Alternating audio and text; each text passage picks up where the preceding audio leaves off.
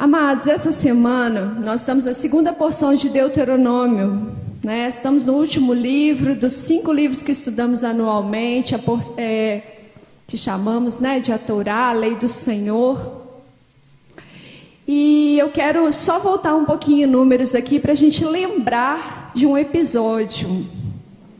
Sejam atentos à leitura. As carcaças de vocês cairão no deserto. Todos os que foram incluídos no censo, com mais de 20 anos, que reclamaram de mim, com certeza não entrarão na terra, acerca da qual levantei a mão para jurar que viveriam nela, com exceção de Calebe, o filho de Jefuné, e Josué, o filho de Num. No entanto, seus filhos, dos quais disseram que seriam levados como despojo, eu farei entrar na terra. Eles conhecerão a terra que vocês rejeitaram. Quanto a vocês, porém, suas carcaças cairão neste deserto. Nesse trecho aqui, eu estou falando um pouquinho sobre os espias, sobre o trecho que a palavra onde fala sobre os 12 espias que Moisés permitiu que fossem lá espiar a terra de Canaã. Aqui o Senhor fala que, por conta da maioria ali ter trazido um relato ruim, né? E o povo ter acreditado, aquela geração que ouviu o relato, que não creu, eles ficariam pelo deserto, eles não alcançariam a terra que o Senhor estava prometendo ali para o povo. Mas os filhos deles, aquelas crianças que eles diziam que iam morrer lá, que iam ser sequestrados, que iam ser escravos, que iam ser mortos, esses sim, eles iriam participar, eles iriam entrar, seriam eles uma nova geração, né? O Senhor ali, por causa daquela condição de rebeldia, de falta de fé do povo, Ele fala essa palavra para eles: olha, eles, os seus filhos, que vocês acharam que iam ser levados, né, pelos povos que moram lá em Canaã, são eles que vão entrar na terra. Como Deus sabe que nossa memória às vezes é curta, Ele está literalmente mandando Moisés repetir toda a Torá para o povo, antes deles entrarem em Canaã. Fora o fato de que a geração que recebeu as tábuas dos 10 mandamentos não era a mesma que naquele momento iria entrar na terra. O livro de Deuteronômio, ele é uma repetição de toda a instrução que o Senhor deu para o povo. Antes deles entrarem ali na terra, Moisés coloca todo mundo junto, chama, o Senhor manda chamá-los e manda ele repetir toda aquela instrução. Como eu disse, primeiro porque o Senhor sabe que a gente ouve hoje, amanhã esquece. E segundo porque aquela ali era uma geração diferente. Os pais tinham ficado pelo deserto, tinham morrido, eles ficaram 40 anos vagando. O Senhor falou que eles ficariam e eles ficaram mesmo. Todos ali com menos de 20 anos de idade. Agora, um que tinha 19... ele está com 59. Então o Senhor manda que se repita novamente. E o livro de Deuteronômio é isso, é uma repetição de toda a trajetória e de toda a instrução que o Senhor deu para o povo no deserto. Hoje em nossa geração, muitas e muitas vezes ainda, até que Yeshua, Jesus, volte e a Torá esteja dentro dos corações de todos, continuaremos a estudá-la e repeti-la, pois o homem, infelizmente, tem feito aquilo que Deus falou para não fazer. Uma coisa que a gente combate muito aqui na igreja, né? Acrescentado coisas à Bíblia que não existem. Então, até que o Senhor Jesus venha reinar, até que Ele retorne, nós continuaremos estudando a lei do Senhor. Essa igreja continuará estudando. Anualmente, começaremos em Gênesis, terminaremos em Deuteronômio. Estamos aí no final de calendário, né? Porque essa palavra, ela tem que estar dentro de nós, mas ela também tem que estar nas nossas atitudes. Por isso o Senhor tem repetido a palavra e vai continuar repetindo. Deuteronômio 4:1 vai dizer: agora, Israel, ouve as leis e regras que eu ensino, a fim de que vocês a sigam, para que vivam. Então entrarão, tomarão posse da terra que Adonai, o Deus de seus pais, dá a vocês. Obedecer a Deus nos aproxima dele em santidade, mas também nos dá qualidade de vida na terra onde moramos. A palavra do Senhor é tão perfeita que ela te leva para perto de Deus, te dá intimidade com Deus quando você a pratica, mas naturalmente traz qualidade para a sua vida. Naturalmente ela te abençoa. Naturalmente as coisas que você precisa, elas chegam até você. Mas é pela obediência, é pelo muito praticar mesmo. Aí, como está escrito ali, para que vocês vivam e não somente sobrevivam, né, gente? Às vezes a gente fica sobrevivendo muito, muito mesmo porque a gente é teimoso. Mas Deus quer dar vida para nós. Versículos 5 e 6. Vejam, ensinei a vocês as leis e regras, como Adonai meu Deus me ordenou, para que possam se comportar de acordo com elas na terra em que entrarão, com o objetivo de tomar posse dela. Portanto, guardem-nas, sigam-nas. Então todos os povos os considerarão possuidores de sabedoria e entendimento. Quando eles ouvirem sobre todas essas leis, dirão: esta grande nação é com certeza um povo sábio e detentor de conhecimento. Por muitas vezes em nossa vida, os servos de Satanás têm nos tido como tolos e ignorantes. Por quê? Nós vamos ver daqui a pouco. Ali o Senhor fala o seguinte na boca de Moisés: que outras nações, que outras pessoas, elas têm que olhar para nós e nos reconhecerem como pessoas sábias, pessoas que têm conhecimento, pessoas diferenciadas. Mas infelizmente às vezes não é o que acontece. Infelizmente você lá fora, por causa das coisas que você insiste em fazer, às vezes insiste em teimar, os servos de Satanás têm olhado para nós e achado que nós somos tolos ou somos ignorantes. O primeiro mandamento diz, se você seguir aqui a porção, você vai ver que Moisés começa repetindo justamente os 10 mandamentos. Nossa, pastora, eu estou cansada de ouvir os 10 mandamentos. Você está praticando os 10 já? Todos eles. Não é só 4, nem 5, todos. Se você estiver praticando todos, vou parar de falar. Não posso parar de falar. Então vamos falar de novo, um pouquinho, rapidinho, sobre os 10 mandamentos.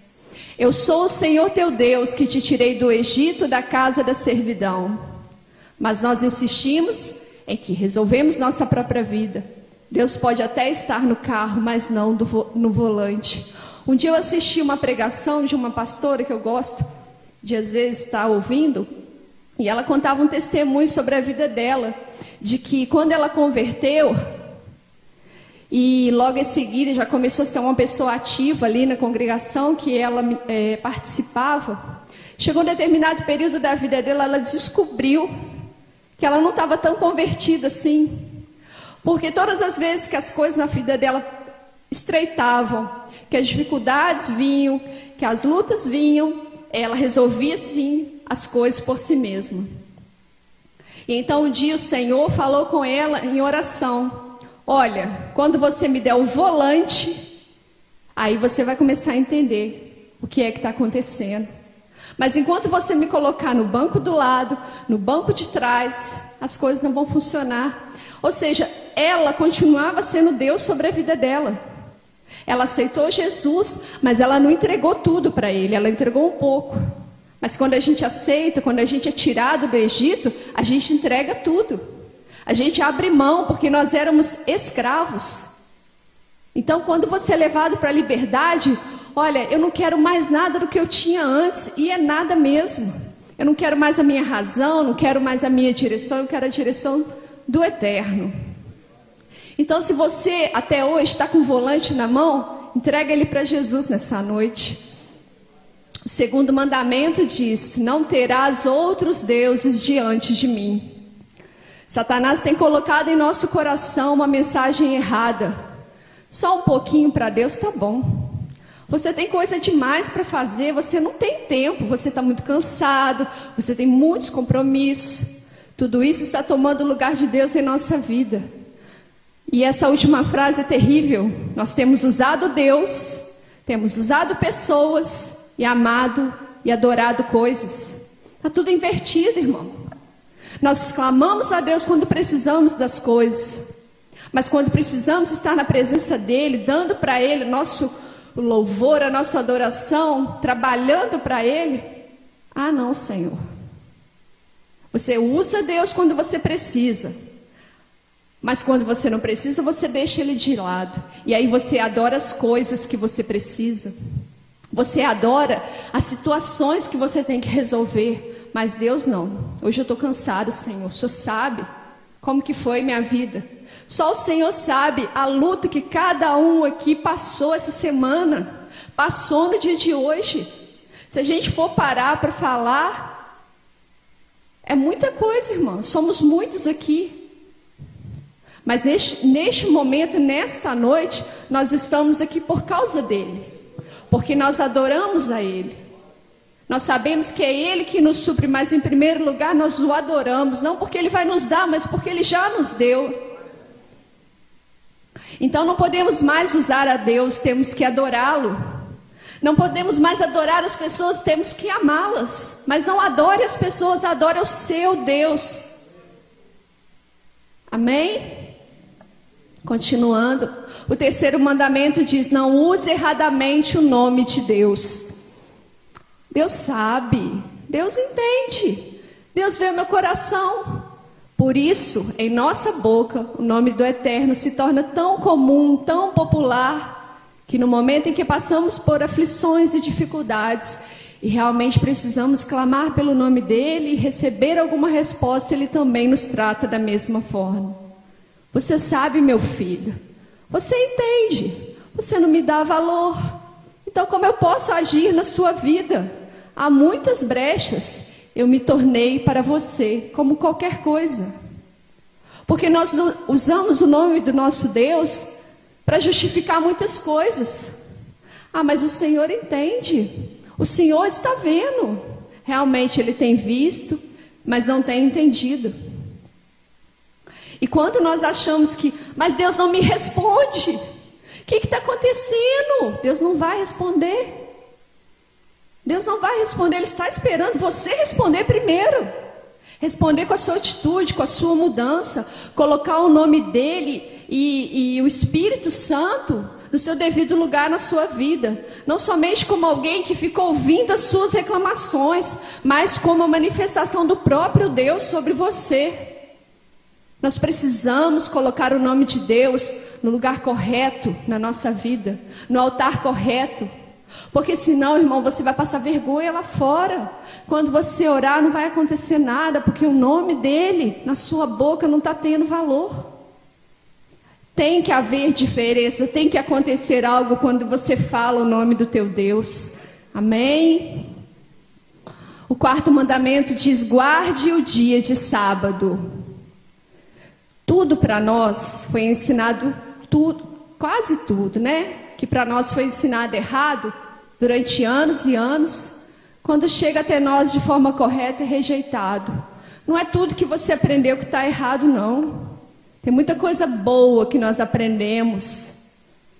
Mas existem coisas que sim foram ensinadas erradas, estão erradas.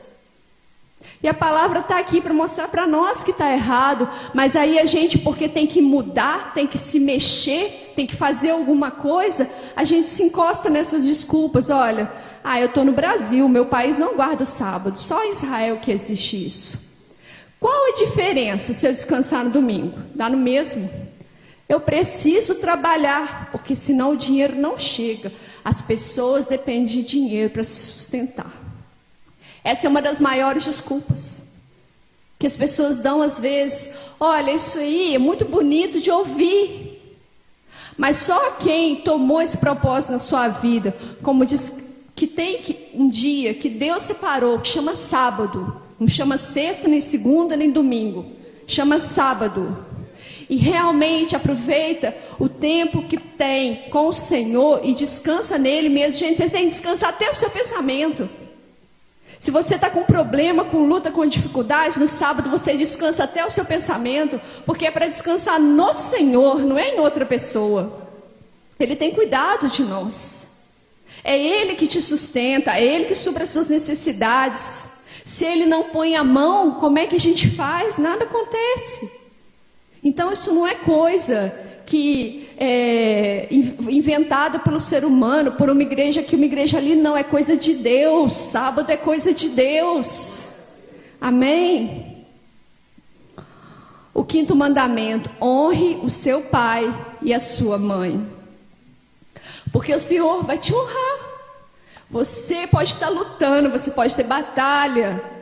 Às vezes os pais da gente são difíceis, gente. Não é todo mundo que tem pai maravilhoso, nem é todo mundo que é filho maravilhoso. Mas você tem que ter sensação de missão cumprida com o seu Deus. O tempo é hoje, não é amanhã. O tempo é hoje para você fazer isso. Você não sabe da minha história, meus pais são terríveis. Ou como a gente sabe, né? Uma explicação ampliada desse mandamento não é só honrar estando lá, levando presente, mas se for necessário, você também vai sustentar financeiramente seus pais. Sim, você vai ter que dar o seu dinheiro para eles. Vai, porque por muitos anos eles fizeram isso por você.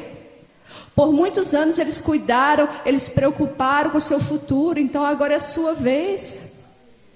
Então vamos sim, o dia é hoje. Tome uma atitude. E esse mandamento é interessante porque é o único mandamento com promessa. Honre seu pai e sua mãe para que os seus dias sejam prolongados na terra. Deus não precisava ter colocado isso, mas Ele ainda colocou ainda uma bênção direta, vinculada a esse mandamento, para que os seus dias sejam prolongados na terra. O 6º mandamento: não cometa assassinato. Eu nunca matei ninguém. Eu só falo do que eu vi. Eu preciso falar, senão eu morro. Infelizmente, estamos falando, matando e morrendo. Porque não é só a faca que mata, não é só o revólver, mas a nossa língua mata, né? O nosso mau procedimento com os outros mata. Então, não cometa assassinato de nenhum tipo. O 7º mandamento: não cometa adultério. Eu só estou olhando, não estou colocando a mão. Eu acho que tem um exagero nisso aí. As pessoas pensam isso também. Não, pastor, eu só olhei, eu só vi. Se você olhou, desejou, é adultério. O Senhor Jesus fala que não é somente o ato físico de fazer, né, de conceber ali a situação, mas também o pensamento.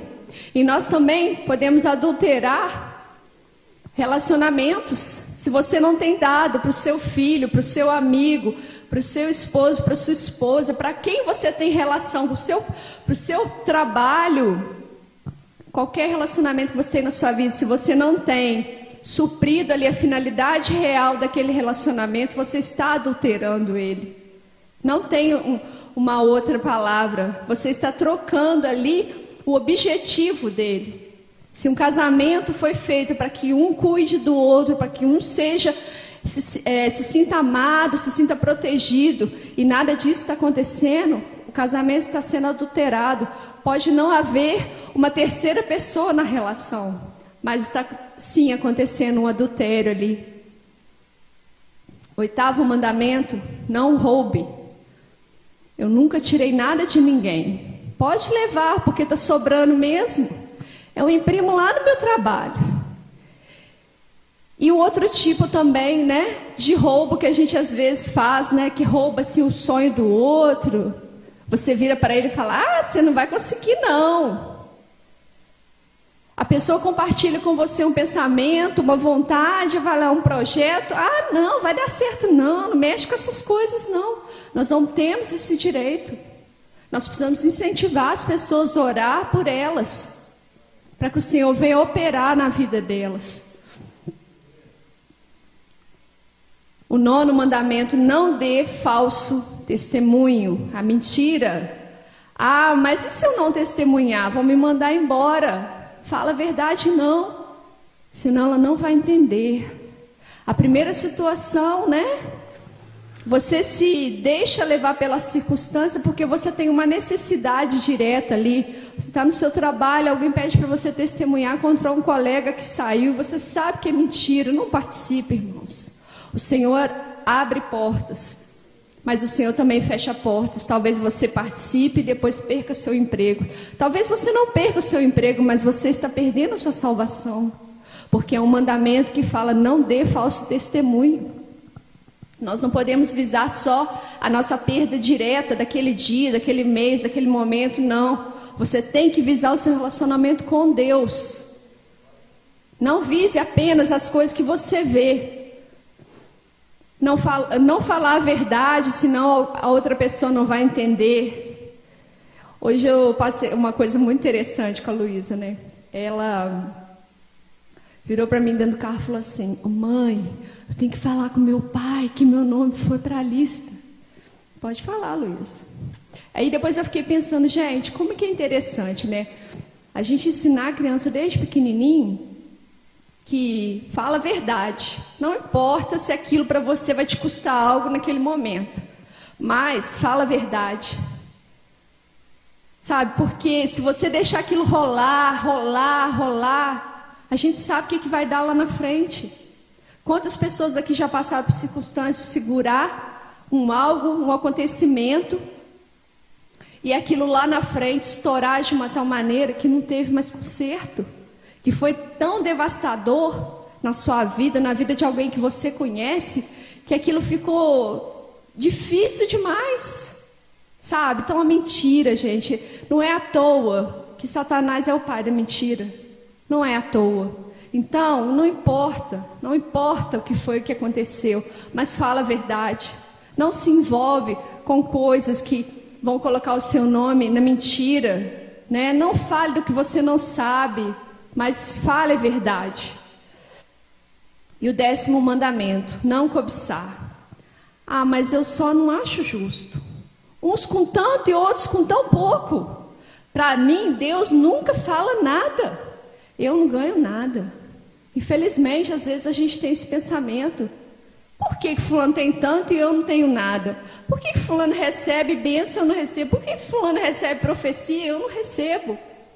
Gente, quando começar a rondar o seu pensamento, esse tipo de coisa, repreende no nome de Jesus. Porque isso daí não vem de Deus. A cobiça, ela é terrível. A cobiça mata, envenena o nosso coração, traz amargura para nós. Então, quando isso acontecer, pede ao Senhor misericórdia. Fala, Senhor, olha o que eu estou pensando, em nome de Jesus, eu repreendo esses pensamentos, porque o Senhor vai te ajudar, Ele vai te dar força, porque nós somos seres humanos.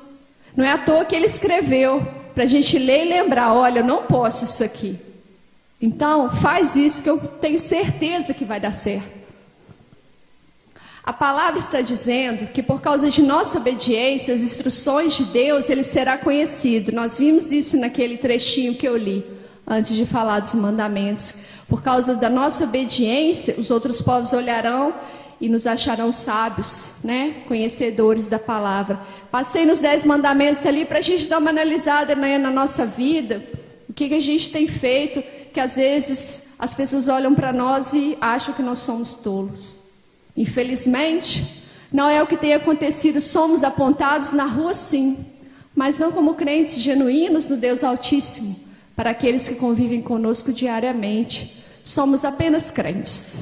Um termo que hoje já está completamente vulgarizado, infelizmente, amados. Você fala que é crente hoje, dependendo de quem está perto de você e fala que é crente também, você tem vergonha. Ou outra pessoa fica com vergonha de você. Pode ser as duas circunstâncias, depende. Hoje não vamos dizer assim que, uma palavra, né? Uma grande separação, você falar que é crente. Porque já teve tempos que era assim. A pessoa falava que é crente, o outro já olhava para ela assim, aquele ali. Não, hoje, infelizmente, falou que é crente, tem que tomar cuidado, tem que ficar de olho. Segundo o dicionário, a palavra crente significa, vamos ver, o que crê, acredita ou tem convicção, que leva excessivamente a sério as suas obrigações ou assuntos, com demasiado zelo e posição acrítica. Gente, é excessivamente mesmo. Excessivamente a sério. Não é um pouquinho a sério, não é hoje a sério, amanhã não. É excessivamente. E o que é a posição acrítica? É uma postura de quem recebe uma ordem e não critica. Simplesmente obedece. No caso de um crente genuíno, ele obedece porque crê. Ninguém aqui que está nessa igreja hoje pode falar assim: eu sou top na palavra já, eu domino tudo, eu entendo tudo, eu sei de tudo, eu explico tudo. Ninguém, gente. Mas pela fé, você crê que a palavra que está aqui, ela vem de Deus? Você crê que ela é bênção para a sua vida? Então nós temos que obedecer. Nessa hora nós temos que ser radicais. Nós temos que ser excessivos mesmo. Para a gente voltar a fazer a diferença. Para quando alguém olhar para nós e falar: opa, aquele ali quando chega, se tiver tribulação, a tribulação tem que sair. Se tiver doença, a doença não vai resistir. Porque em nós há poder, mas o poder de Deus opera onde há santidade. Amém? No livro de Êxodo, capítulo 28, verso 36, diz o seguinte: também farás uma lâmina de ouro puro e nela gravarás como a gravura de um selo, santidade ao Senhor. Lá nesse capítulo, número 28, está falando das vestes do sacerdote. Fala cada detalhe lá, como seria a roupa que o sumo sacerdote iria ministrar dentro do tabernáculo. Este acessório seria utilizado por Arão, que foi constituído sumo sacerdote perante o povo de Israel. Apenas como um enfeite? Ou deveria ser uma confirmação da vida que Arão tinha que levar? Era uma faixa colocada na testa dele e escrito: santidade ao Senhor. É tipo aquelas camisas que a gente usa hoje, né? Amo Jesus. E por aí vai, várias frases aí que você pode lembrar, porque eu nem tenho muitas, então não vou lembrar. Tem uma de Salmos, eu tenho: o Senhor é meu pastor. Essa eu tenho. Aquilo ali que está na minha camisa, o Senhor é meu pastor, ele tem que ser meu pastor mesmo. Se eu usar ela, eu tenho que assumi-la. Era a mesma coisa da faixa que Arão usava. Então ele não usava ela assim só porque é bonitinho, né? Depois que faz o gol, coloca Jesus assim, né? E aponta para cima. Não, tem que ser a vida da pessoa.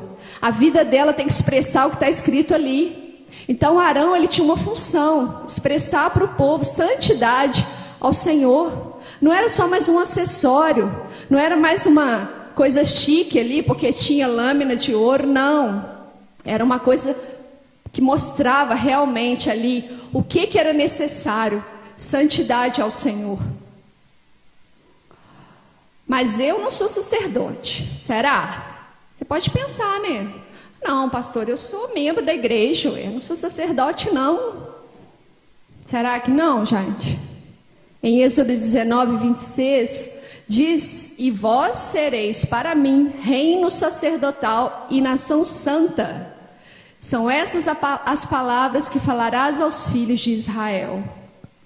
Somos hoje coparticipantes do povo de Israel, amém? O Eterno nos resgatou e também nos deu o direito de sermos seus filhos. Logo também somos, junto com Israel, reino sacerdotal. Eu queria perguntar para você: o que está escrito na tua testa? O que as pessoas têm visto por aí? Será que está escrito santidade ao Senhor? Porque precisa estar. É acessório de sacerdote. Vocês entenderam? Assim como a veste de Arão tem que ser a nossa, tem que acompanhar, a testa também, o acessório.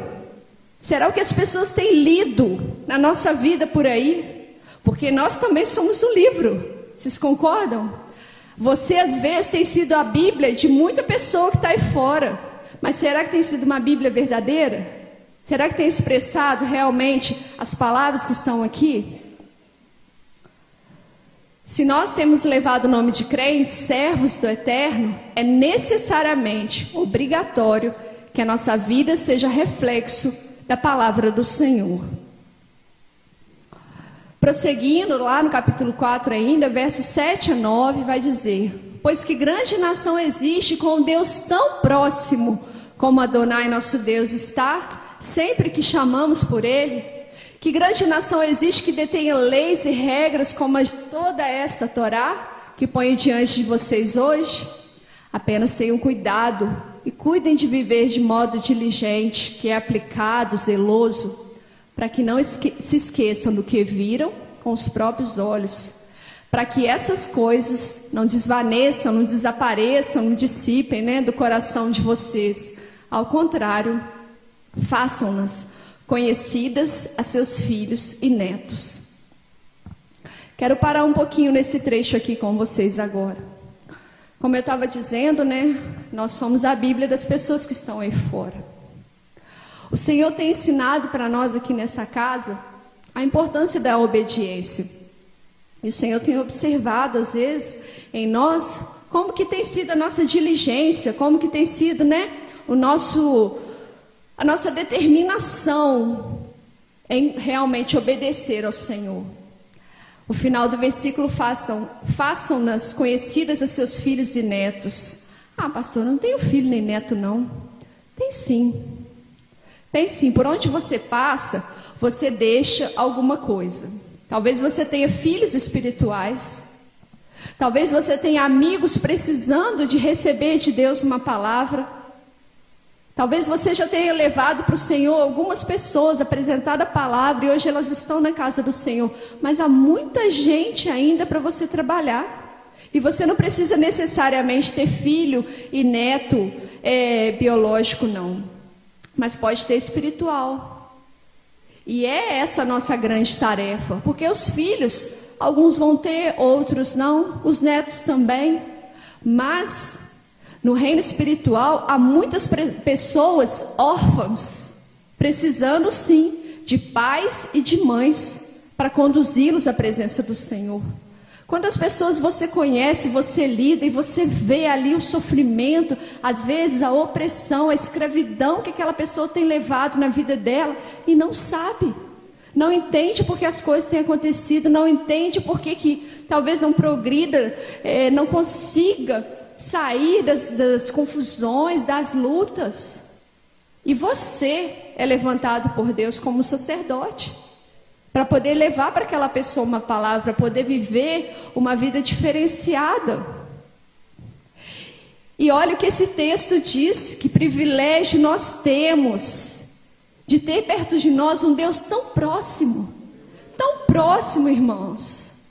Não tem nação neste mundo, não há povo que possa dizer que tem alguém como nós temos, como o eterno nosso Deus, em que nós falamos e Ele nos ouve, em que Ele mandou o Espírito Santo dele estar no meio de nós para nos consolar, em que Ele mandou o próprio Filho dele na cruz no nosso lugar para nos salvar. Que privilégio é esse que nós temos? Por que às vezes a gente acha que isso é só para nós? Às vezes quando você deixa de dar um testemunho para alguém, e não é testemunho de parar e ficar contando a sua vida, aconteceu isso, aquilo, Deus me deu. Não, é testemunho você viver perto da pessoa, um crente genuíno, um crente verdadeiro, para aquela pessoa ter a oportunidade de conhecer o seu Deus e ver que aquilo que ela achava impossível, que é possível sim ter um Deus tão perto de nós, que você sente o abraço dele, que você sente o afago dele. Mas é pela sua vida que as pessoas vão ver isso. Mas qual tem sido, o nosso testemunho? Que tipo de crente nós temos sido? Somos aqueles crentes que estão por aí. Ah, eu amo Jesus. Sim, nós amamos Jesus, porque o que Ele fez por nós foi tremendo, foi maravilhoso. Ninguém aqui teria condições nem de carregar um pouquinho aquela cruz. Mas Ele também é Rei e é Senhor. Ele espera de nós obediência, Ele tem esperado de nós obediência. E é essa palavra que o Pai dele deixou para nós, essa lei, essa instrução, é essa obediência que o nosso Senhor Jesus tem esperado de nós. E quantas oportunidades nós temos tido de ver a glória de Deus se manifestar. O Eterno sempre está em nosso meio, através do seu Espírito que nos foi enviado. Quantas vezes em nossa vida podemos viver o sobrenatural de Deus, ouvir a sua voz, o seu consolo, através de vários mecanismos que Ele já se utilizou para se chegar a nós. Quantas vezes, irmãos? Às vezes foi alguém que chegou e te abraçou e não falou nada. Às vezes foi uma oração que você recebeu. Às vezes sim, Deus usou um profeta para falar com você diretamente. Mas às vezes, como aconteceu comigo já esse mês algumas vezes, o aplicativo da Bíblia mandou alguns versículos para mim que eu fiquei assim, na hora, encaixou igual uma luva. Falei, Senhor, glória a Deus, obrigado, Senhor. É no seu estudo, é na sua devocional. E se você não tem, gente, por favor, toma consciência disso. O que está impedindo você de ter um devocional com o seu Deus? Nós vamos ter que voltar lá atrás de novo? Estou muito cansada. Eu não tenho tempo. E se no dia que você chegar lá na porta ele falar, minha filha, meu filho, eu também não tenho tempo, vai embora. Nós precisamos ter tempo com o nosso Deus. Há muito mais valor, há muito mais de Deus para nós quando nós passamos o nosso tempo com Ele. Nós precisamos estar com Ele. Porque, irmão, se lá fora as pessoas têm olhado para você e achado que vocês são ignorantes, vocês não sabem de nada, vocês são tolos, nós estamos perdendo a oportunidade. Porque temos levado o nome do Deus Altíssimo sobre nós. Temos que parar de envergonhar o nosso Deus. Precisamos assumir a nossa postura como igreja, como servos e servas do Senhor. Há muito mais, irmão, que Deus tem para a sua vida. Eu não estou falando de bem financeiro, de aquisição, não. É coisa espiritual. Há muito mais para você sentir, há muito mais para você ver, há muito mais para você ouvir. Porque esse Deus está perto de nós. Que outra nação pode dizer que tem esse Deus tão perto, que não há barreiras para você falar com Ele. Você não precisa de outra pessoa para falar com Ele, não. Você abre a sua boca e fala, e Ele te ouve. Talvez Ele não tenha respondido ainda, porque você também não está respondendo. Nós precisamos responder ao nosso Deus também, nas nossas atitudes. Precisamos tomar uma postura com o Senhor. O que mais temos esperado acontecer para realmente tomarmos uma postura de crente genuíno na presença do Senhor? O que mais?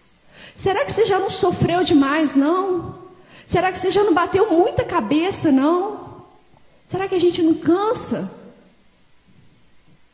É diferente quando a pessoa está lá fora e nunca ouviu falar, nunca teve a Bíblia, não teve acesso à palavra do Senhor para ler. É diferente porque ela está sofrendo e ela não sabe de onde que ela tem que sair, o que ela tem que fazer, mas nós não. Nós temos estudado a palavra. Será que a gente não se cansa de se machucar, de machucar os outros, de viver em angústia, em aflição? Precisamos de tomar essa postura e agarrar realmente essa palavra de que esse Deus está perto de nós. Quando será que vamos entender que a lei do Senhor gera vida e não morte? Ela liberta e não aprisiona. Já passou da hora da gente achar que a lei é um peso. É difícil, tem umas coisas que eu não entendo. Não vou estudar não vou não, porque eu não entendo. Para mim isso aí é muito difícil. Para com isso. Você tem o Espírito Santo para te explicar, você tem os irmãos para te ajudar. Então não fica achando que a palavra de Deus é peso para você, não. Ela é libertação. Ela quer tirar você dos seus vícios, das suas depressões, das suas dificuldades. Ela quer te ensinar a passar a sua luta de forma diferenciada.